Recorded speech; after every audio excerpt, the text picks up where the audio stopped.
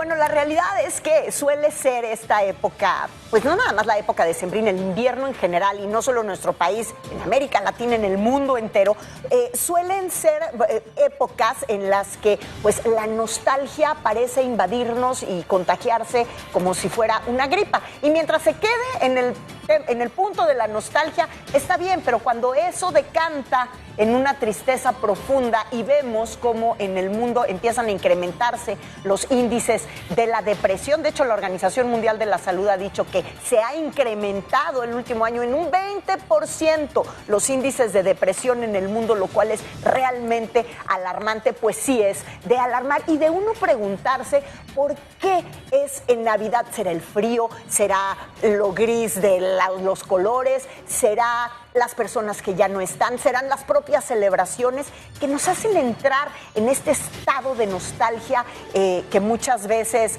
no podemos controlar o no sabemos qué hacer con él? Le agradezco muchísimo al maestro Raúl Quintanilla, director del Centro de Formación de Actores de Televisión Azteca, que me acompaña esta mañana para hablar. Feliz año, maestro querido. Happy New Year. ¿Cómo estás? Feliz año, señores, a todos. Tengo en mis manos un ejemplar de algo que el maestro Raúl Quintanilla hace unos 8 años, me decías, más o menos, publica. Es estructura de la ficción, el estado de ánimo. Y es algo que escribiste como parte de la formación de los actores. Lo pensé, ¿no?, como una estructura de carácter estético para poder hacer que los actores tuvieran un orden en sus procesos de inicio, para poder estructurar personajes y que tuvieran un camino lógico y no solamente batallaran con las emociones.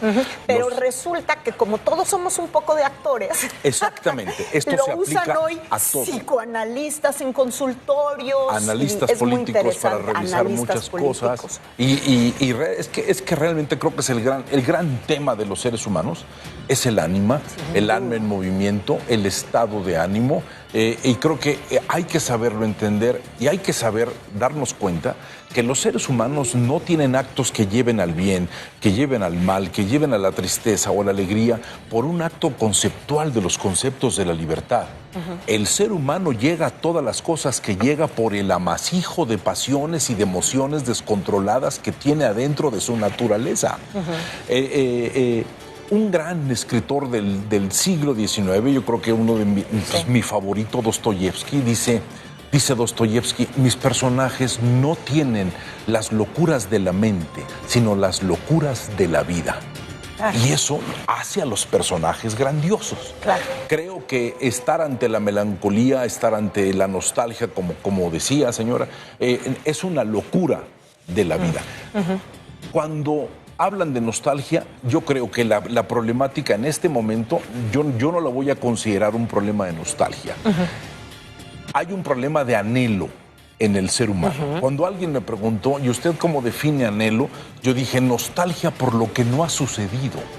Claro. Tenemos una enorme nostalgia por cosas que no conocemos, por cosas que no han estado enfrente de nosotros y que formamos a base de una estructura sentimental, tratando de convertirlo esto en metas, en objetivos, en valores. Y en expectativas, pues, que a veces son letales para el changuito que tenemos en la cabeza. Y lo que me parece terrible es la cantidad de autorreproches que un ser humano se hace a él mismo.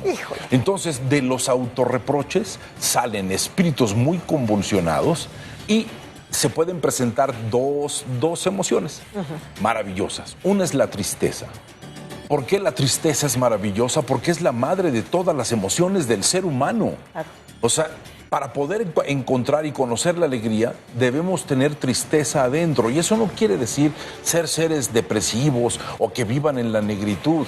No, la tristeza es la necesidad de estar satisfaciendo deseos, porque desafortunadamente la principal característica con la cual el humano se hace diferente al animal es la maldita memoria.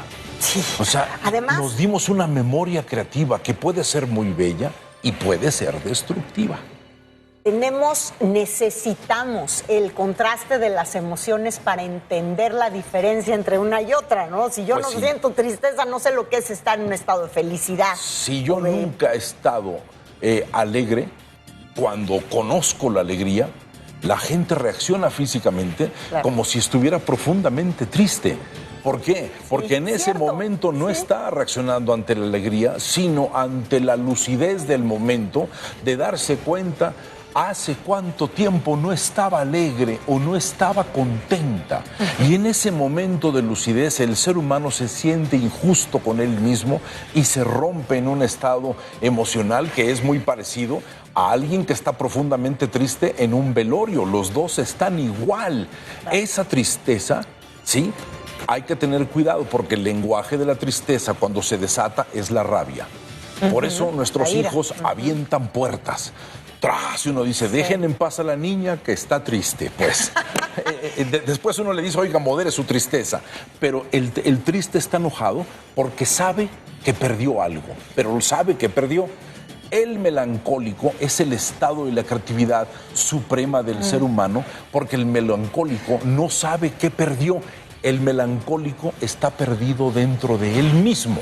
Precisamente. Hay muchas personas, y creo que es parte del estudio de la psiquiatría moderna, una nueva adicción, la adicción al sufrimiento. Tú que además trabajas con tantos actores que tienen que trabajar con estas emociones. Y con muchos líderes de empresas y cosas. Además, suele suceder que necesitan tener este sentimiento como de abatimiento para sentir que sienten algo. Y esa es una nueva enfermedad mental en la modernidad. Es una nueva disposición. Mire, el sufrimiento es una manera de estar en la vida. El dolor es una forma de ver el mundo. Son dos cosas muy distintas. El ser humano sensible estará destinado al dolor tan solo por haber abandonado de manera voluntaria la serena beatitud de la nada. Es una frase maravillosa de Kierkegaard, que es el gran filósofo de la angustia. La angustia se presenta ante el miedo a lo que no conocemos. Claro, viene de Angst, es alemán, te estrecha. Angst quiere decir estrecho, se te va estrechando el mundo. Esta disposición al sufrimiento, esta manera de pensar que porque sufro soy sensible, es una forma de romper la monotonía y la falta de emociones nuevas que de repente los seres humanos están teniendo. Los seres humanos tienen una enorme tendencia al aburrimiento. El aburrimiento es la emoción que se siente al no sentir ninguna emoción nueva. La gente va a los lugares a quitarse lo aburrido, no a divertirse.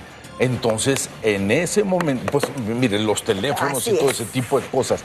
En ese momento, la melancolía puede ser un estado creativo verdaderamente maravilloso. Pero cuando picamos a la melancolía y empezamos a ajustar enojos por cosas específicas que supuestamente nosotros no hemos encontrado, ¿sí? En un libro maravilloso que se llama La euforia perpetua, Pascal Brunner plantea cómo la enfermedad de los jóvenes antes de la depresión es la envidia, tristeza por el bien ajeno. En cuanto a alguien le va muy bien, ellos en vez de alegrarse por el otro, empiezan a sacar una medida muy, muy rara y especial de la infelicidad propia. Es que los jóvenes creo que tienen, sí, efectivamente están padeciendo una situación que no son empáticos, no hay empatía en las nuevas generaciones, ¿no? Al menos así se percibe en el propio debate. Tienen una psicología muy defensiva.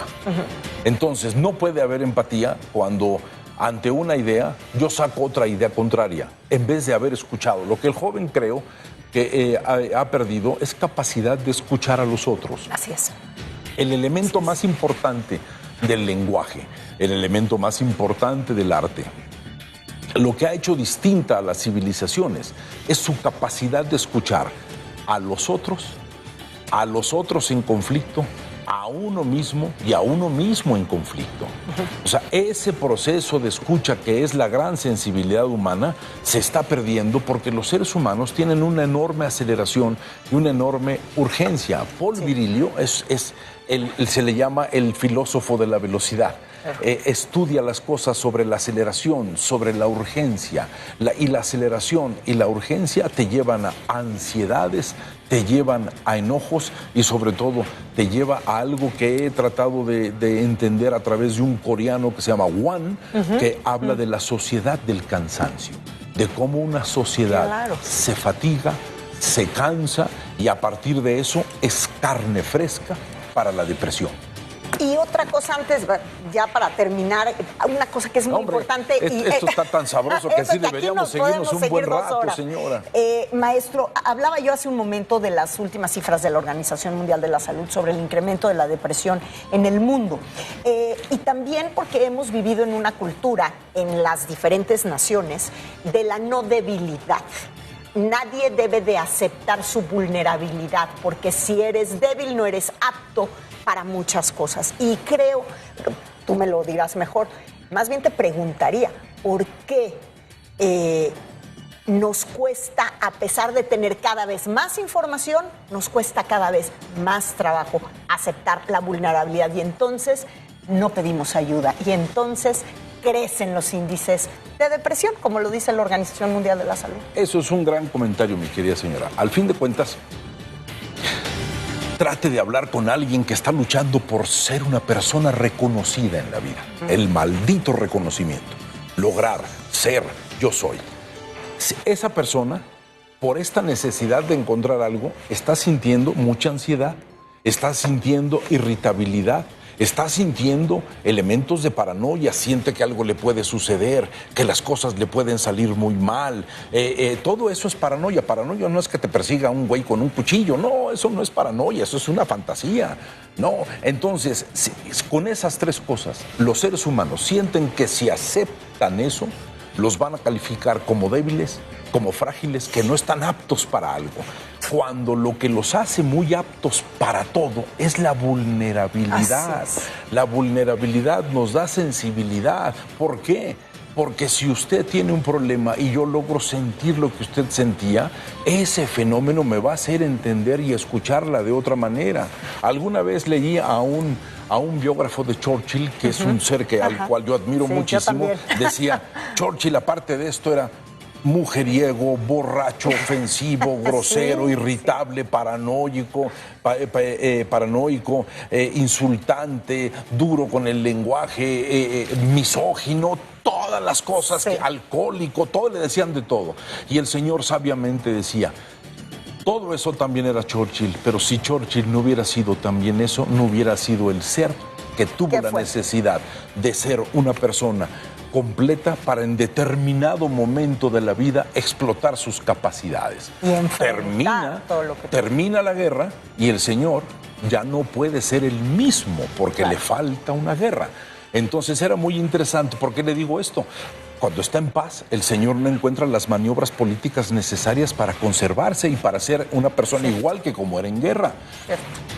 George Steiner, un gran literato, estando en Oxford hablando con unos ingleses que eran dos maestros de literatura grandiosos que habían estado en la Segunda Guerra Mundial, le decían a Steiner, tuvimos una muy buena guerra, una gran guerra. Nos enseñó a luchar por nuestra vida, a respetar a los demás, a cuidar al herido, a saber que teníamos que perdurar para poder regresar a casa. A muchas personas les falta ese tipo de consistencia, el real peligro para poder evitar el aparato psicológico maldito que hace que la gente vea moros con tranchete en cualquier cosa. Así es, maestro, siempre es una delicia platicar contigo. Gracias, señora, por arrancar el año con nosotros de esta manera. Si empezamos el año de esta manera, nos va a ir muy bien. Que así sea. Yo creo que muchísima gente en las pantallas, lo anunciábamos desde temprano que tendríamos este tema contigo. Hemos estado disfrutando. Y una última mucho. cosa en segundos. Sí. ¿Por qué la gente siente de repente en esta época cosas de tristeza, melancolía? Sí. Porque cuando llegan fechas clave, el ser humano está sintiendo no el presente. Se le viene el pasado que tiene como memoria y de repente se acuerda de un regalo que le faltó o de una sonrisa del padre que ya murió y eso lo vuelve a sentir. Y ese sentirse en el pasado le afecta a su presente y ese afectar en el presente es un elemento remoto del pensamiento que hace que los seres humanos se sientan frágiles y vulnerables. La depresión es un castigo infligido a uno mismo. Se entra por decisión en ocasiones. Hay que tener barreras y hay que saber pedir ayuda. Así sobre todo eso. Muchísimas gracias, maestro. Señora, muchas felicidades. Happy New Year. Gracias.